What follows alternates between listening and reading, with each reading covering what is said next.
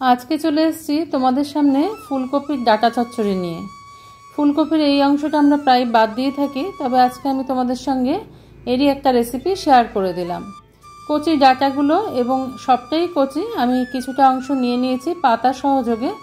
দেখো এরকম ফাইন করে আমি স্লাইস করে নিয়েছি, কুচি করে নিয়েছি। এরকমভাবে কুচি করে নিলে খেতে অনেকটাই ভালো লাগে, সেই জন্য আমি এইভাবেই কুচি করে নিয়েছি। আর সাথে নিয়ে নিয়েছি তার সাথে কিছু সবজি শীতকালীন। এখানে মূলো আছে, বেগুন আছে, শিম আছে, কুমড়ো আছে, আর রয়েছে আলু। অন্যান্য কিছু যোগ করতে চাইলেও তোমরা করতে পারো, কোনো অসুবিধা নেই। সমস্ত জিনিস আমি ধুয়ে পরিষ্কার করে গুছিয়ে নেব। আর কফির ডাঁটাটাকে একটুখানি নুন হলুদ জল দিয়ে আমি ভাপিয়ে নেব। সঙ্গে একটা কাঁচা লঙ্কা চিড়ে নিয়ে নিয়েছি। ঝালের পরিমাণটা যে যার নিজেদের প্রয়োজন মতন আর পছন্দ মতন নেবে। একটা কড়াই গরম করে নিলাম, দিয়ে দিলাম এখানে খানিকটা পরিমাণে সর্ষের তেল। আমি রান্নাটা সর্ষের তেলে করছি, তোমরা চাইলে অন্য কোনো তেলেও করতে পারো। তোমরা অনেকেই আমাকে প্রশ্ন করেছো আমি কেমন আছি।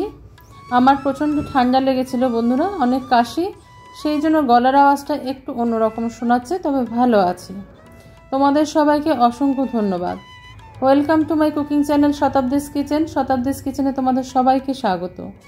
নমস্কার বন্ধুরা, আমি শতাব্দী। তোমরা সবাই কেমন আছো? আশা করি সবাই ভালো আছো, সবাই সুস্থ আছো। তেলটা গরম হয়ে যাওয়ার পর তার মধ্যে আমি কালো জিরা আর একটা শুকনো লঙ্কা ফোড়ন হিসেবে দিয়ে দিলাম। এবার কেটে রাখা সবজিগুলো আমি একটুখানি ভেজে নেব। সবজিটা ভেজে নিলে কি হয়, প্রথমে সবজির যে একটা কাঁচা গন্ধ থাকে সেটা অনেকটা চলে যায়, না হলে কিন্তু সেই সবজির কাঁচা গন্ধটা থেকে যায়, যেটা খেতে ভালো লাগে না। ভিডিওর শেষে দুটো চ্যানেলের নাম আমি দিয়ে দিয়েছি, যারা যুক্ত নেই তারা চাইলে যুক্ত হয়ে যেতে পারো। খুবই সাপোর্টিভ দুজন মানুষ আছে, তো চাইলে তোমরা যুক্ত হয়ে যেতে পারো যারা যুক্ত নেই। একটু নুন হলুদ দিয়ে দেবো, খুব সামান্যই আমি হলুদ আর নুন দেবো। নুনটা আমি এই জন্য কম দিলাম, যেহেতু আমি কফির ডাঁটাটাকে নুন আর হলুদ দিয়ে ভাপিয়ে রেখেছিলাম। নুনের পরিমাণটা না হলে কিন্তু বোঝা যাবে না, সেই জন্য। এবার ভালো করে কিছুক্ষণ আমি ভেজে নেব, কিছুক্ষণ আমি ঢাকা চাপা দিয়েও ভেজে নেব। আর গ্যাসের ফ্লেমটাকে আমি লো টু মিডিয়ামে করে রাখবো এই সময়, কারণ না হলে কিন্তু সবজিটা পুড়ে যেতে পারে।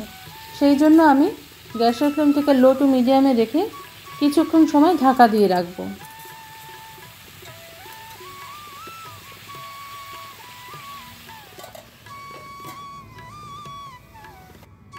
ফিরে এলাম 2 থেকে 3 মিনিট বাদে। দেখো সবজিগুলো কিন্তু কালার চেঞ্জ করে দিয়েছে, তবে মাঝখানে একবার আমি ঢাকাটা খুলে একটু নেড়ে দিয়েছিলাম। সবজিগুলো কিন্তু কালার চেঞ্জ করে ফেলেছে, দেখো, তার মানে হয়ে গেছে। আমি দেখিয়ে দিচ্ছি কুমড়ো টুমড়ো কিন্তু সব কিছু সিদ্ধ হয়ে গেছে।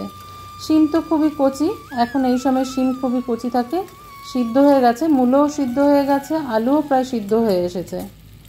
তবে নতুন আলু যেহেতু সিদ্ধ হতে একটু সময় লাগে।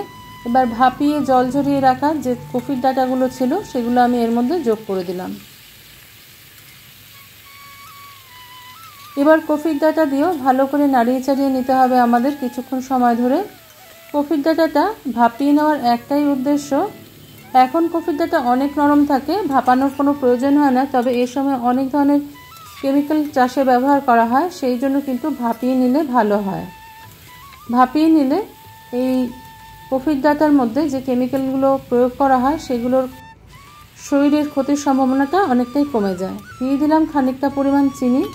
যে কোনো নিরামিষ রান্নায় কিন্তু চিনি দিলে একটু ভালো লাগে, তাই টেস্টের ব্যালেন্স আনার জন্য আমি একটুখানি চিনি দিয়ে দিলাম। তবে কেউ যদি অপছন্দ করো আর কারোর যদি চিনিতে কোনো অসুবিধা থাকে সে ব্যাপারটা স্কিপ করতে পারো।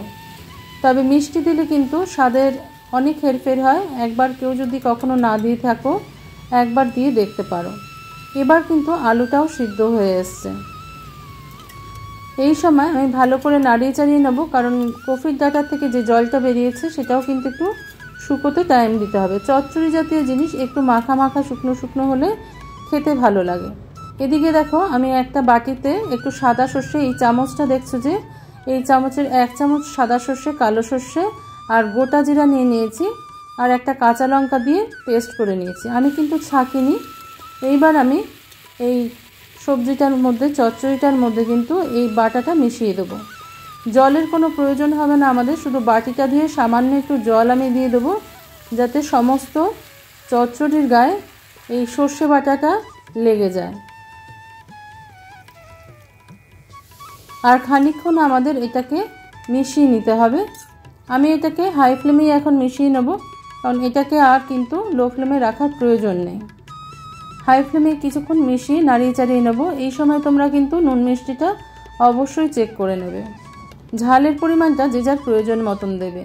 চচ্চড়িটা আমার হয়ে গেছে। উপর থেকে ধনেপাতা দিয়ে দিলাম, কুচিয়ে রাখা ধনেপাতা অবশ্যই হাতের সামনে থাকলে দেবে। শীতকালীন ধনেপাতা একটা অন্যরকম গন্ধ থাকে, আর এটা চচ্চড়িতে দিলে খুবই ভালো লাগে খেতে, যে কোনো সবজিতে দিলেই ভালো লাগে। আজকে রেসিপিটা ভালো লাগলে লাইক, শেয়ার, কমেন্ট, সাবস্ক্রাইব করার অনুরোধ রইল তোমাদের কাছে। তোমরা এইভাবে একবার বাড়িতে বানিয়ে দেখো।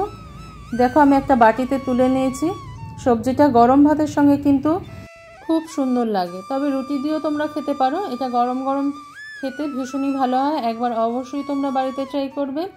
আজকে তাহলে এই পর্যন্তই বন্ধুরা, দেখা হচ্ছে পরের দিন অন্য কোনো রেসিপি নিয়ে তোমাদের সঙ্গে। তোমরা সবাই ভালো থেকো, সুস্থ থেকো।